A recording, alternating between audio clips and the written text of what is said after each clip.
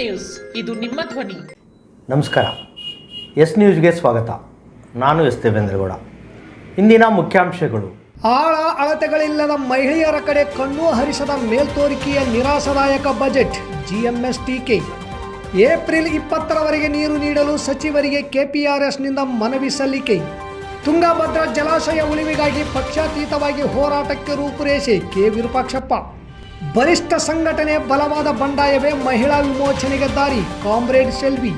ಶಾರದಾ ಮಹಿಳಾ ಪದವಿ ಮಹಾವಿದ್ಯಾಲಯದಲ್ಲಿ ಮಹಿಳಾ ದಿನಾಚರಣೆ. Sudiksha International School and PU College. Nursery to PUC. Admissions open for 2025-2026 batch. Located amidst lush greenery in Gadinadu, Ballari district. Sudiksha International School and PU College.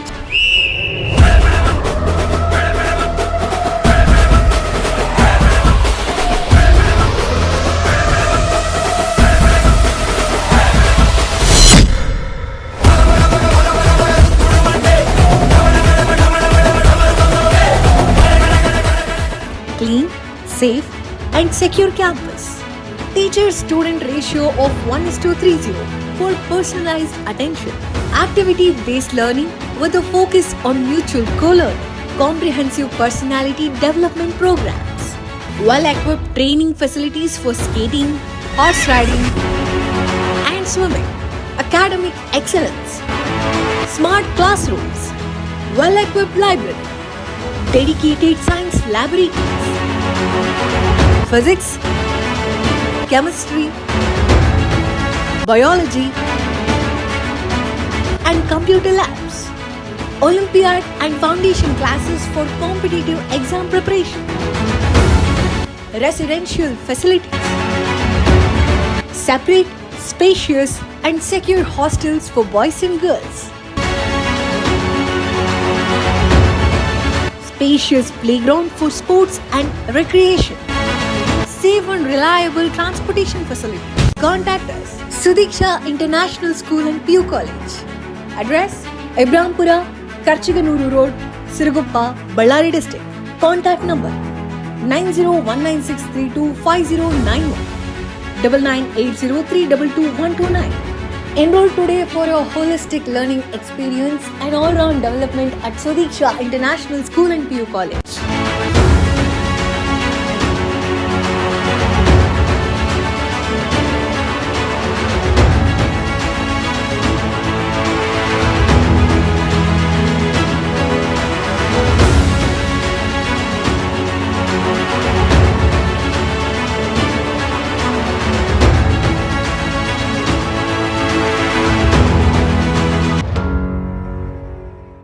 ವಾರ್ತೆಗಳ ವಿವರ. ಮಾನ್ಯ ಮುಖ್ಯಮಂತ್ರಿಗಳಾದ ಸಿದ್ದರಾಮಯ್ಯನವರು ಮಂಡಿಸಿದ 2025-26ನೇ ಸಾಲಿನ ಬಜೆಟ್ ಮಹಿಳೆಯರ ಪಾಲಿಗೆ ಅತ್ಯಂತ ನಿರಾಶಾದಾಯಕ ಅಷ್ಟೇ ಅಲ್ಲ, ಗಂಭೀರವಾದ ಲೋಪದಿಂದ ಕೂಡಿದೆ ಎಂದು ಹೇಳಿದರೆ ಗತ್ಯಂತರವಿಲ್ಲ. 16ನೇ ಬಾರಿ ಮಂಡಿಸಿದ ದಾಖಲೆ ಬಜೆಟ್ನಲ್ಲಿ ಮಹಿಳೆಯರಿಗೆ ಕಟ್ಟ ಕಡೆಯ ಸಾಲಿನಲ್ಲಿಯೂ ಸ್ಥಳವಿರದ ಬಜೆಟ್ ಇದಾಗಿದೆ ಎಂದು ಜನವಾದಿ ಮಹಿಳಾ ಸಂಘಟನೆಯ ಅಧ್ಯಕ್ಷರಾದ ಡಾಕ್ಟರ್ ಮೀನಾಕ್ಷಿ ಬಾಳಿ ಮತ್ತು ಕಾರ್ಯದರ್ಶಿ ದೇವಿ ಅವರು ಜಂಟಿ ಹೇಳಿಕೆ ನೀಡಿದ್ದಾರೆ. ಬಜೆಟ್ 4 ಲಕ್ಷ ಕೋಟಿಯಾದರೆ ಅದರಲ್ಲಿ ಮಹಿಳಾ ಕೇಂದ್ರಿತ ಯೋಜನೆಗಳಿಗೆ 94,084 ಎಂದು ಹೇಳಲಾಗಿದೆ. ಇದರ ವಿವರಗಳನ್ನು ಎಲ್ಲಿಯೂ ಸ್ಪಷ್ಟಪಡಿಸಿಲ್ಲ. ಇನ್ನೊಂದೆಡೆ ಮಹಿಳಾ ಮತ್ತು ಮಕ್ಕಳ ಕಲ್ಯಾಣ ಇಲಾಖೆಗೆ ಮೀಸಲಿಟ್ಟ ಮೊತ್ತ 34,955 ಲಕ್ಷ ಎಂದು ಹೇಳಿದ್ದಾರೆ. ಇದರಲ್ಲಿಯೂ ಮಕ್ಕಳ ಅಭಿವೃದ್ಧಿಗೆಂದು ಮೀಸಲಿಟ್ಟಿದ್ದನ್ನು ಸೇರಿಸಿ ಮಹಿಳಾ ಸಬಲೀಕರಣ ಎಂದು ವ್ಯಾಖ್ಯಾನಿಸಲಾಗುತ್ತಿದೆ. ಆಕರ್ಷಕ ಸಾಲುಗಳನ್ನು ಉದ್ಧರಿಸಿ ಜನರನ್ನು ಮರಳು ಮಾಡುವ ಬಿಜೆಪಿಯ ಚಾಳಿ ಸಿದ್ದರಾಮಯ್ಯನವರಿಗೂ ಬಡಿದುಕೊಂಡದ್ದು ಆಶ್ಚರ್ಯವನ್ನುಂಟು ಮಾಡಿದೆ. ಮೌಲಿಕ ಉದ್ಧರಣೆಗಳನ್ನು ಎತ್ತಿಕೊಂಡರಷ್ಟೇ ಸಾಲದು, ಅವುಗಳ ಆಶಯ ಬಜೆಟ್ನಲ್ಲಿ ಪ್ರತಿಫಲನವಾಗಬೇಕು. ಕೋವಿಡ್ ನಂತರದ ಅವಧಿಯಲ್ಲಿ ಮಹಿಳೆಯರ ಆರ್ಥಿಕ ಮತ್ತು ಸಾಮಾಜಿಕ ಮಟ್ಟ ದಯನೀಯವಾಗಿ ಕುಸಿದಿರುವುದು ಈಗಾಗಲೇ ಸಾಬೀತು ಆಗಿದೆ. ವೈಧವ್ಯ ಒಂಟಿ ಮಹಿಳೆಯರು, ಪರಿತ್ಯಕ್ತೆಯರು, ವೃದ್ಧೆಯರು, ಉದ್ಯೋಗಸ್ಥ ಮಹಿಳೆಯರು, ಕೃಷಿ ಕೂಲಿಕಾರ ಮಹಿಳೆ, ರೈತ ಮಹಿಳೆ, ಅಲೆಮಾರಿ ಮಹಿಳೆಯರು ಇತ್ಯಾದಿ ಹಲವು ಸಂಕಟಕ್ಕೆ ಬಲಿಯಾದ ಮಹಿಳೆಯರಿಗಾಗಿ ವಿಶೇಷ ಯಾವ ಅನುದಾನವೂ ನಮೂದಾಗಿಲ್ಲ. ಒಟ್ಟಾರೆ ಇದೊಂದು ನಿರಾಶಾದಾಯಕ ಅಷ್ಟೇ ಅಲ್ಲ, ಚಿಂತಾಜನಕ ಬಜೆಟ್ ಆಗಿದೆ. ನಾಡಿನ ಮಹಿಳೆಯರು ಗ್ಯಾರಂಟಿಗಳಿಂದಾಗಿ ಮಾನ್ಯ ಸಿದ್ದರಾಮಯ್ಯನವರ ಮೇಲೆ ಅಪಾರ ಭರವಸೆ ಇಟ್ಟುಕೊಂಡಿದ್ದನ್ನೆಲ್ಲ ಅವರು ಹುಸಿಗೊಳಿಸಿದ್ದಾರೆ. ಆ ಎಲ್ಲ ಗ್ಯಾರಂಟಿಗಳಿಗೆ ವಾರ್ಷಿಕ ಲೆಕ್ಕಾಚಾರದಂತೆ ಒಂದಷ್ಟು ನಿಯಮಿತ ಏರಿಕೆ ಬಿಟ್ಟರೆ ಬೇರೆ ಏನೂ ಇಲ್ಲ. ಎಲ್ಲಕ್ಕಿಂತ ಹೆಚ್ಚಾಗಿ ಮಹಿಳೆಯರ ಸಾಮಾಜಿಕ ಸ್ಥಿತಿಗತಿ ಹೆಚ್ಚಳಕ್ಕಾಗಿ ಯಾವ ಲಿಂಗ ಸಂವೇದನಶೀಲ ಯೋಜನೆಗಳು ಇಲ್ಲ. ಇದೊಂದು ಹೃದಯಹೀನ ಬಜೆಟ್. ಶಿಕ್ಷಣದ ಎಲ್ಲ ಹಂತಗಳಲ್ಲಿಯೂ ಮುಖ್ಯ ದಾರಿಯಲ್ಲಿ ಮಹಿಳೆಯರಿಗೆಂದೇ 50% ಸ್ಥಾನಗಳನ್ನು ಮೀಸಲಿಡುವ ಮೂಲಕ ಮಹಿಳೆಯರ ಶಿಕ್ಷಣಕ್ಕೆ ಪ್ರತ್ಯೇಕ ಮೊತ್ತ ಮೀಸಲಿಡಬೇಕಿತ್ತು. ಹಾಗೇನು ಇದ್ದಂತೆ ತೋರುತ್ತಿಲ್ಲ ಎಂದು GMS ರಾಜ್ಯ ಸಮಿತಿ ವತಿಯಿಂದ ಜಂಟಿ ಹೇಳಿಕೆ ಬಿಡುಗಡೆ ಮಾಡಿದ್ದಾರೆ. ಇಂದು ಕಾರಟಗಿಯಲ್ಲಿ ಸಚಿವರಾದ ಶಿವರಾಜ್ ತಂಗಡಗಿರವನ್ನು ಭೇಟಿ ಮಾಡಿದ ಕರ್ನಾಟಕ ಪ್ರಾಂತ ರೈತ ಸಂಘದ ಸದಸ್ಯರು ಕಾಲುವೆಗೆ ಏಪ್ರಿಲ್ 20ರವರೆಗೆ ನೀರು ಹರಿಸಲು ಒತ್ತಾಯಿಸಿ ಮನವಿ ಪತ್ರ ಸಲ್ಲಿಸಿದರು. ಸ್ಪಂದಿಸಿದ ಸಚಿವರು ಈ ತಿಂಗಳ 20 ಅಥವಾ 21ರಂದು ಶಾಸಕರ ಸಭೆ ಕರೆದು ತೀರ್ಮಾನಿಸುವುದಾಗಿ ತಿಳಿಸಿದರು. ಜನವರಿ 1ರಿಂದ ನೀರು ಸರಬರಾಜು ಮಾಡಿದ್ದರೂ ನೀರು ಕೆಳಭಾಗದ ರೈತರಿಗೆ ನೀರು ಸಿಕ್ಕಿದ್ದು ಫೆಬ್ರವರಿಯಲ್ಲಿ. ಹೀಗಾಗಿ ಬಹುತೇಕ ಭತ್ತ ನಾಟಿ ಫೆಬ್ರವರಿಯಲ್ಲಿ ಆಗಿದೆ. ಈಗಿರುವ ಬೆಳೆ ಸಂಪೂರ್ಣವಾಗಿ ಬರಬೇಕಾದರೆ ಏಪ್ರಿಲ್ 20ರವರೆಗೆ ಪೂರ್ತಿ ಗೇಜ್ ನೀಡಿದರೆ ಬರಲು ಸಾಧ್ಯ. ಇಲ್ಲದಿದ್ದಲ್ಲಿ ಲಕ್ಷಾಂತರ ಎಕರೆ ನಾಟಿ ಮಾಡಿದ ಭತ್ತದ ರೈತರು ಕೈ ಸೇರುವುದಿಲ್ಲ. ಇಲ್ಲದಿದ್ದಲ್ಲಿ ಲಕ್ಷಾಂತರ ಎಕರೆಯಲ್ಲಿ ಭತ್ತ ನಾಟಿ ಮಾಡಿದ್ದು ರೈತರಿಗೆ ಕೈ ಸೇರುವುದಿಲ್ಲ. ಈಗಾಗಲೇ ಭತ್ತ ಬೆಳೆ ಪ್ರತಿ ಎಕರೆಗೆ 40,000 ಖರ್ಚು ತಗುಲಿದ್ದು, ಬೆಳೆ ಸಂಪೂರ್ಣವಾಗಿ ಬರದೆ ಹೋದಲ್ಲಿ ರೈತ ಸಂಪೂರ್ಣವಾಗಿ ಆರ್ಥಿಕ ಹೊರೆ ಅನುಭವಿಸಬೇಕಾಗುತ್ತದೆ. ಬೆಳೆಗೆ ರೋಗ ರುಜಿನಗಳ ಕಾಟ ಹೆಚ್ಚಾಗುತ್ತಿದ್ದು, ಬಂದ ಹಣದಲ್ಲಿ 90% ಬೀಜ, ಗೊಬ್ಬರ, ಕ್ರಿಮಿನಾಶಕದ ಮಾಲೀಕರಿಗೆ ಸೇರುತ್ತದೆ. ಕೇವಲ 10% ರೈತ ಬದುಕು ಸಾಗಿಸಬೇಕು. ಅಂಥದರಲ್ಲಿ ನೀರು ಸಿಗದೆ ಇಳುವರಿ ಕುಂಠಿತಗೊಂಡಲ್ಲಿ ರೈತ ಸಂಪೂರ್ಣವಾಗಿ ತೊಂದರೆಗೊಳಗಾಗಿ ಆತ್ಮಹತ್ಯೆ ಮಾಡಿಕೊಳ್ಳುವುದರಲ್ಲಿ ಯಾವುದೇ ಸಂಶಯವಿಲ್ಲ. ಈ ಸಂಕಷ್ಟದಿಂದ ರೈತನನ್ನು ಪಾರು ಮಾಡಲು ಕಾಲುವೆಗಳಿಗೆ ಏಪ್ರಿಲ್ 20ರವರೆಗೆ ನೀರು ಒದಗಿಸಿದಲ್ಲಿ ಲಕ್ಷಾಂತರ ಎಕರೆಯಲ್ಲಿ ಭತ್ತ ಉಳಿಯಲು ಸಾಧ್ಯ ಮತ್ತು ಇದರಿಂದ ರೈತ ಕೊಂಚ ನೆಮ್ಮದಿ ಜೀವನ ನಡೆಸಬಹುದು ಎಂದು KPRS ಸಂಘಟನೆ ವತಿಯಿಂದ ಸಚಿವರಿಗೆ ಮನವಿ ಪತ್ರ ಸಲ್ಲಿಸಿದರು. ಈ ಸಂದರ್ಭದಲ್ಲಿ ಜಿಲ್ಲಾ ಉಪಾಧ್ಯಕ್ಷರಾದ ಬಸವಂತರಾಯಗೌಡ ಕಲ್ಲೂರ್, ತಾಲೂಕು ಅಧ್ಯಕ್ಷರಾದ H. ವಿರೂಪಾಕ್ಷಗೌಡ ಕಲ್ಲೂರ್, ಕಾರ್ಯದರ್ಶಿ ಶ್ರೀನಿವಾಸ ರೆಡ್ಡಿ ಮಾವಿನಮಡುಗು ಹಾಗೂ ದಶರಥ ರೆಡ್ಡಿ ಚನ್ನಳ್ಳಿ, ನಾಗೇಶಗೌಡ ಕಲ್ಲೂರ್, ನರೇಂದ್ರ ಬಾಬು ಬೂತಲ್ದಿನ್ನಿ, ಭೀಮಣ್ಣ ಬೂತಲ್ದಿನ್ನಿ, ಬಸಪ್ಪ ಚಲವಾದಿ ಬೂತಲ್ದಿನ್ನಿ, ಪಂಪನಗೌಡ ಚಿರುತ್ನಾಳ್, ಶರಣಪ್ಪ ಚನ್ನಳ್ಳಿ, ದುರ್ಗಪ್ಪ ಸಿದ್ದಾಂಪುರ್ ಸೇರಿದಂತೆ ಅನೇಕ ರೈತರು ಇದ್ದರು. ಮಾಜಿ ಸಂಸದ K. ವಿರೂಪಾಕ್ಷಪ್ಪನವರು ತಮ್ಮ ನಿವಾಸದಲ್ಲಿ ಸುದ್ದಿಗೋಷ್ಠಿ ನಡೆಸಿ ಮಾತನಾಡಿದ ಅವರು ರಾಜ್ಯದ ಬಜೆಟ್ ಅನ್ನು ತೀವ್ರವಾಗಿ ಟೀಕಿಸಿದರು. ಹಜ್ ಯಾತ್ರೆಗೆ ಅನುದಾನ ಕೊಡುವ ಕಾಂಗ್ರೆಸ್ ಸರ್ಕಾರ ಹಿಂದೂಗಳಿಗೆ ಯಾಕೆ ಕೊಡಲಿಲ್ಲ? ಕುಂಭಮೇಳಕ್ಕೆ ಹೋದ ಹಿಂದೂಗಳಿಗೆ ಅನುದಾನ ಕೊಡಬೇಕಾಗಿತ್ತು. ಹಿಂದೂ ಮತ್ತು ಅಲ್ಪಸಂಖ್ಯಾತರನ್ನು ಬೇರ್ಪಡಿಸುವ ಕಾರ್ಯ ಸರ್ಕಾರವೇ ಮಾಡುತ್ತದೆ ಎಂದು ಆರೋಪಿಸಿದರು. ಕೊಪ್ಪಳದಲ್ಲಿ ಕಾರ್ಖಾನೆ ನಿರ್ಮಾಣ ಮಾಡುವುದು ಅಪಾಯಕಾರಿ ಎಂದು ಗವಿಮಠದ ಶ್ರೀಗಳು ಮಾಡಿದ ಹೋರಾಟ ಅರ್ಧಕ್ಕೆ ನಿಲ್ಲಿಸದೆ ಮುಂದುವರಿಸಬೇಕು. ತುಂಗಭದ್ರಾ ಜಲಾಶಯ ವ್ಯಾಪ್ತಿಯಲ್ಲಿ ಸುಮಾರು 200ಕ್ಕೂ ಅಧಿಕ ಕಾರ್ಖಾನೆಗಳಿದ್ದು ಇವುಗಳಿಂದ ತ್ಯಾಜ್ಯ ನೇರವಾಗಿ ಜಲಾಶಯಕ್ಕೆ ಸೇರುತ್ತಿದೆ. ಜೊತೆಗೆ ಕಾರ್ಖಾನೆಗಳಿಗೆ ಅತಿ ಹೆಚ್ಚಿನ ಪ್ರಮಾಣದಲ್ಲಿ ನೀರು ಒದಗಿಸುವುದರಿಂದ ರೈತಾಪಿ ಜನರಿಗೆ ನೀರಿನ ಅಭಾವ ಸೃಷ್ಟಿಯಾಗುತ್ತಿದೆ. ಈ ಹಿನ್ನೆಲೆಯಲ್ಲಿ ಶೀಘ್ರವಾಗಿ ಪಕ್ಷಾತೀತವಾಗಿ ನಮ್ಮ ಭಾಗದ ಮುಖಂಡರ ಸಭೆ ಕರೆದು ತುಂಗಭದ್ರಾ ಜಲಾಶಯ ಉಳಿಸಿ ಎಂಬ ಹೋರಾಟವನ್ನು ರೂಪಿಸುವ ಉದ್ದೇಶ ಹೊಂದಲಾಗಿದ್ದು, ಈ ಹೋರಾಟಕ್ಕೆ ರೈತರು, ರೈತ ಸಂಘಟನೆಗಳು, ಮುಖಂಡರು ಸೇರಿದಂತೆ ಎಲ್ಲ ಸಂಘಟನೆಗಳು ಸೇರಿದಾಗ ಮಾತ್ರ ಈ ಹೋರಾಟ ಯಶಸ್ವಿಯಾಗುತ್ತದೆ. ರಾಜ್ಯ ಸರ್ಕಾರದ ಬಜೆಟ್ನಲ್ಲಿ ನವಲಿ ಜಲಾಶಯದ ಬಗ್ಗೆ ಚಕಾರ ಎತ್ತಿಲ್ಲ. ಆಂಧ್ರ ಪ್ರದೇಶದ ಸರ್ಕಾರದ ಜೊತೆಗೆ ಚರ್ಚೆ ಮಾಡುತ್ತೇವೆ ಎನ್ನುವುದು ಬಿಟ್ಟು ಬೇರೆ ಏನೂ ಹೇಳಿಲ್ಲ. ಚರ್ಚೆ ಮಾಡಲು ಇನ್ನು ಎಷ್ಟು ವರ್ಷಗಳು ಬೇಕೆಂದು ಸರ್ಕಾರಕ್ಕೆ ಪ್ರಶ್ನೆ ಮಾಡಿದರು. ಶೋಷಿತ ಸಮುದಾಯದೊಂದಿಗೆ ಸೇರಿಕೊಂಡು ಸಮಾನತೆ, ಸ್ವಾತಂತ್ರ್ಯ ಹಾಗೂ ಶೋಷಣೆ ಇಲ್ಲದ ಸಮಾಜಕ್ಕಾಗಿ ಹೋರಾಡಬೇಕಾಗಿದೆ. ಮಹಿಳೆಯರನ್ನು ಬಣ್ಣದ ನೀತಿ ಮಾತಿನಿಂದ ಕಟ್ಟಿಹಾಕುವ ಮೂಲಭೂತವಾದದ ವಿರುದ್ಧ ಮಹಿಳೆ ಬಂಡಾಯದ ದಾರಿ ಹಿಡಿಯಬೇಕಾಗಿದೆ ಎಂದು ಕಾಮ್ರೇಡ್ ಸೆಲ್ವಿಯವರು ಅಂತಾರಾಷ್ಟ್ರೀಯ ಮಹಿಳಾ ದಿನಾಚರಣೆ ಕಾರ್ಯಕ್ರಮದಲ್ಲಿ ಭಾಗವಹಿಸಿ ಉದ್ಘಾಟಿಸಿ ಮಾತನಾಡಿದರು. ಅಖಿಲ ಭಾರತ ಕ್ರಾಂತಿಕಾರಿ ಮಹಿಳಾ ಸಂಘಟನೆ ವತಿಯಿಂದ ನಗರದ APMC ಸಮುದಾಯ ಭವನದಲ್ಲಿ ಅಂತಾರಾಷ್ಟ್ರೀಯ ಮಹಿಳಾ ದಿನಾಚರಣೆ ಆಚರಿಸಲಾಯಿತು. ಅಖಿಲ ಭಾರತ ಕ್ರಾಂತಿಕಾರಿ ಮಹಿಳಾ ಸಂಘಟನೆಯ ಪ್ರಧಾನ ಕಾರ್ಯದರ್ಶಿ ಕಾಮ್ರೇಡ್ ಸೆಲ್ವಿ ಕಾರ್ಯಕ್ರಮವನ್ನು ಉದ್ಘಾಟಿಸಿ ಮಾತನಾಡುತ್ತಾ, ಈ ಅಂತಾರಾಷ್ಟ್ರೀಯ ಮಹಿಳಾ ದಿನಾಚರಣೆ ಪ್ರಾರಂಭ ಮಾಡಿದ್ದೇ ಸೋವಿಯತ್ ರಷ್ಯಾದ ಮಹಿಳೆಯರು.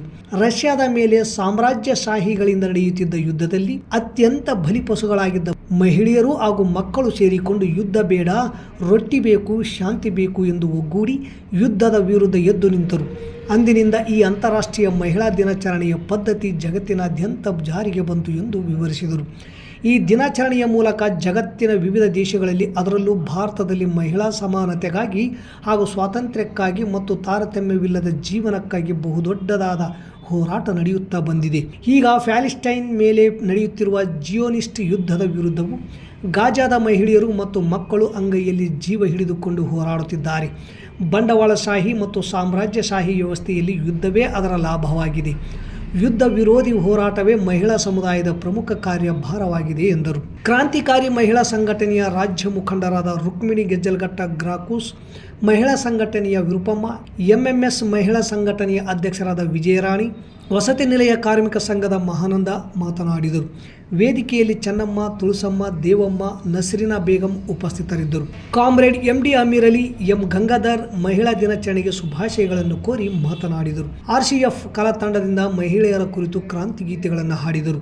ಹಂಪಮ್ಮ, ರೇಣುಕಾ, ಹೊನ್ನಮ್ಮ, ಈರಮ್ಮ, ಲಕ್ಷ್ಮಿ, ಗಂಗಮ್ಮ, ಮುದಿಯಪ್ಪ, HR ಹೊಸಮನಿ, ಧರಗಯ್ಯ ಸೇರಿದಂತೆ ನೂರಾರು ಮಹಿಳೆಯರು ಪಾಲ್ಗೊಂಡಿದ್ದರು.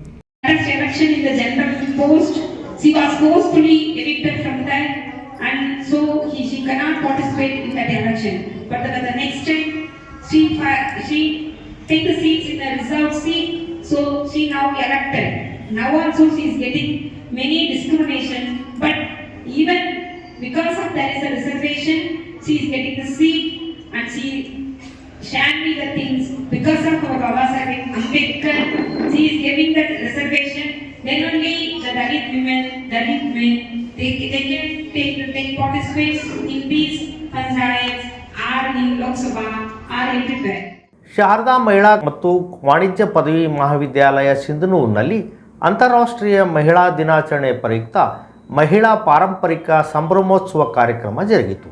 ಕಾರ್ಯಕ್ರಮದಲ್ಲಿ ವಿಶೇಷ ಉಪನ್ಯಾಸಗೋಷ್ಠಿಗಳು ಜರುಗಿದವು. ಪ್ರಸ್ತುತ ದಿನಮಾನಗಳಲ್ಲಿ ಮಹಿಳಾ ಸಬಲೀಕರಣದ ಹೆಜ್ಜೆಗಳು ಉಪನ್ಯಾಸಗೋಷ್ಠಿಯಲ್ಲಿ ಶ್ರೀಮತಿ ವಿಜಯ SK ಸಹಾಯಕ ನಿರ್ದೇಶಕರು, ಸಮಾಜ ಕಲ್ಯಾಣ ಇಲಾಖೆ ಸಿಂಧನೂರು ಇವರು ಉಪನ್ಯಾಸ ಮಾಡಿದರು.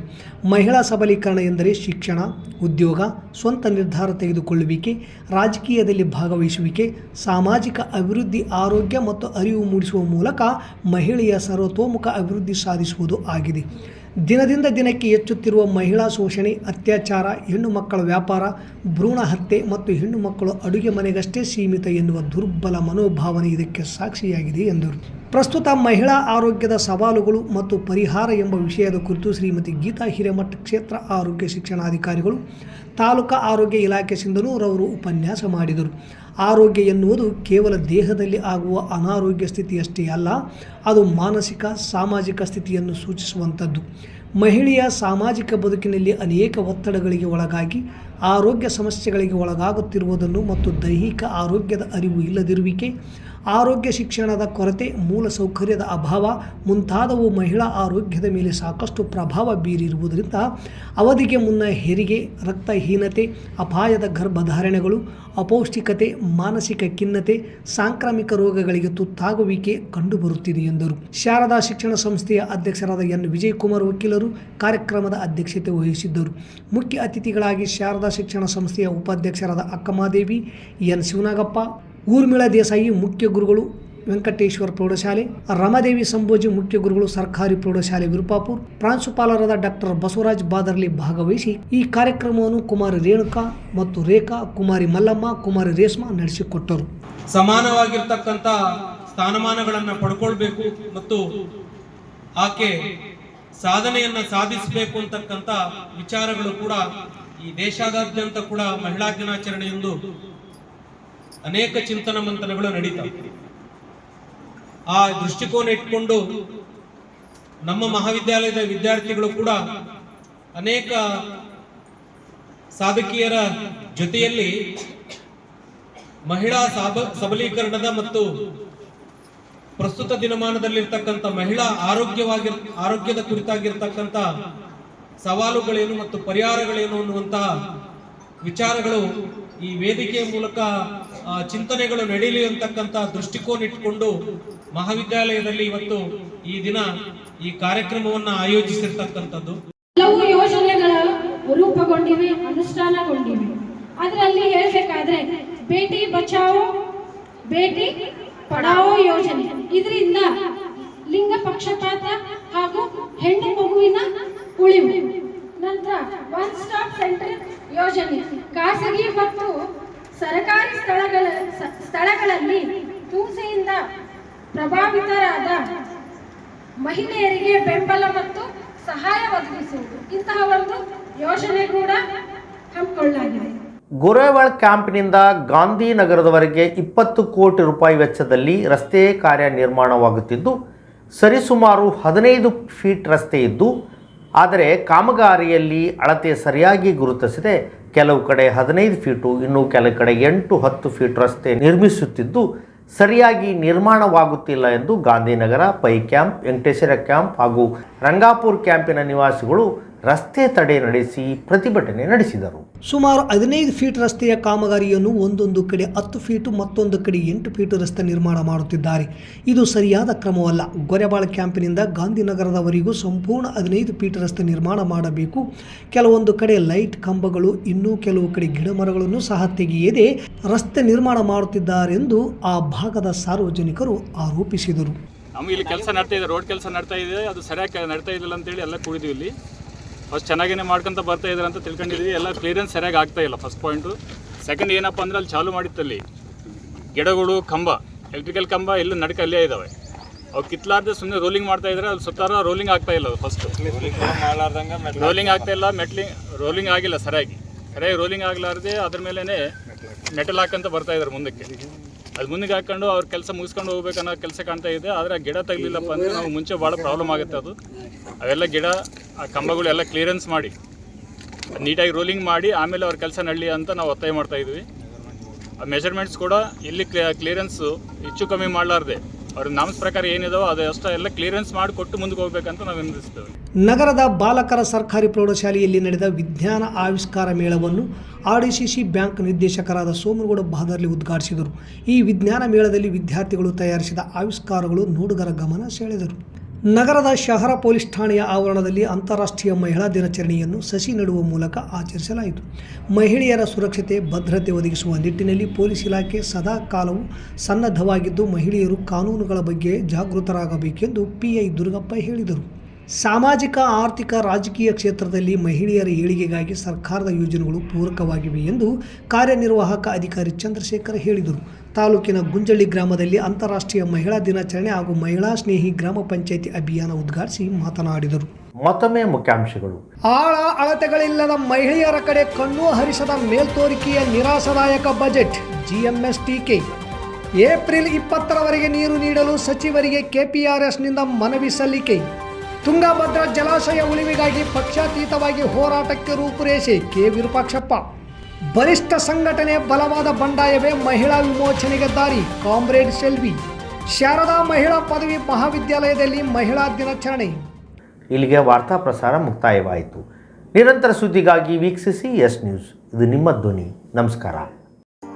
Sunrise Group of institute Sindhanur ಕೇಂದ್ರ ಮತ್ತು ರಾಜ್ಯ ಸರ್ಕಾರದಿಂದ ಮಾನ್ಯತೆ ಪಡೆದಿದೆ. ಪ್ರಿಯ ಪಾಲಕರೇ ಹಾಗೂ ವಿದ್ಯಾರ್ಥಿಗಳೇ, ನಿಮ್ಮ ಉಜ್ವಲ ಭವಿಷ್ಯಕ್ಕಾಗಿ ಒಮ್ಮೆ ಈ ಸಂಸ್ಥೆಗೆ ಭೇಟಿ ನೀಡಿ. Sunrise college of pharmacy, Sunrise school of nursing, Sunrise paramedical college Sindhanur. ಈ ಸಂಸ್ಥೆಯಲ್ಲಿರುವ ಕೋರ್ಸ್ಗಳು: ಡಿ ಫಾರ್ಮಸಿ ವಿದ್ಯಾರ್ಹತೆ PUC ಸೈನ್ಸ್ ಪಾಸ್, ಅವಧಿ 2 ವರ್ಷ. ನರ್ಸಿಂಗ್ GNM ವಿದ್ಯಾರ್ಹತೆ ದ್ವಿತೀಯ PUC, ಕಲಾ ಮತ್ತು ವಿಜ್ಞಾನ ವಾಣಿಜ್ಯ, ಅವಧಿ 3 ವರ್ಷ. ಪ್ಯಾರಾಮೆಡಿಕಲ್ ಕಾಲೇಜ್ DMLT DHI ಕೋರ್ಸ್ಗಳು ವಿದ್ಯಾರ್ಹತೆ SSLC ದ್ವಿತೀಯ PUC ವಿಜ್ಞಾನ, ಅವಧಿ 3 ವರ್ಷ.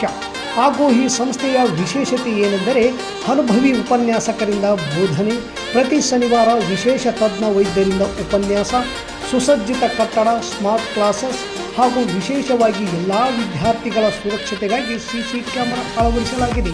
ಮತ್ತು ವಿದ್ಯಾರ್ಥಿಗಳಿಗೆ ಕಲಿಕಾ ಅನುಭವಕ್ಕಾಗಿ ಸಿಂಧನೂರು ಹಾಗೂ ವಿವಿಧ ನಗರದ ತಜ್ಞ ವೈದ್ಯರಿಂದ ಉಚಿತವಾಗಿ ಸುಮಾರು ಆರೋಗ್ಯ ತಪಾಸಣೆ ಶಿಬಿರದಲ್ಲಿ ವಿದ್ಯಾರ್ಥಿಗಳು ಭಾಗವಹಿಸಿ ವಿಶೇಷ ಕಲಿಕಾ ಅನುಭವವನ್ನು ಪಡೆದಿರುತ್ತಾರೆ. ಪ್ರವೇಶಕ್ಕಾಗಿ ಹಿಂದೆ ಸಂಪರ್ಕಿಸಿ.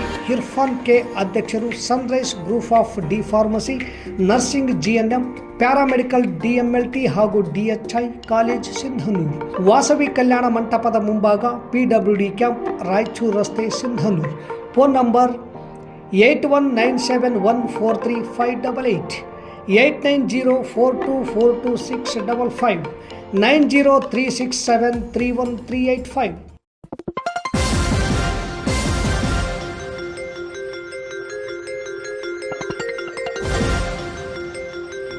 ಎಸ್ ನ್ಯೂಸ್, ಇದು ನಿಮ್ಮ ಧ್ವನಿ.